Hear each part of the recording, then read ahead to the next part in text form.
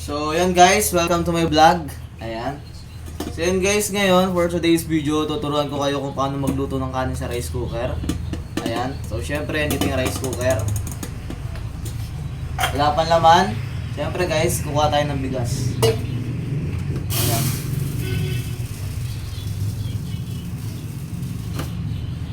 Ayan guys. Balik mo ako ng 1 scoop lang. Ayan. Syempre, pag nilagay niyo yung bigas guys, hugasan natin ng 3 beses.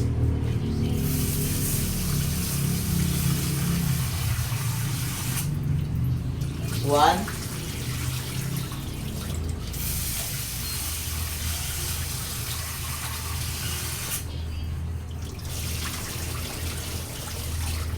Two.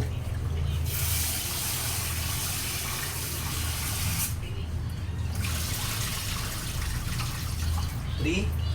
Then, lalagyan na natin ng tubig. Ayan guys. Bali guys, pag nag-ano ako ng tubig, hanggang dito lang. Ayan, dito lang. Susukatin ko lang. Ayan. Megos-megos muna natin. Ayan. Minsan pag nakukulangan ako, dinadagdagan ko na lang guys ng konting tubig. Ayan. Pagkatapos guys, syempre, lagyan na natin dito sa rice cooker. Para gumana yung rice cooker, saksak nyo muna guys. Ayan, pag naka-warm guys, kailangan pag bagong lagay nyo pa lang, kailangan naka-cook. Ayan. Ayan guys, kailangan naka-cook. Ayan, kailangan naka-cook yan guys. Ayan. Cook.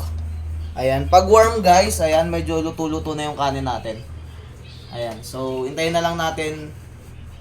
So paano guys, marunong na kayo magluto sa rice cooker? Love you.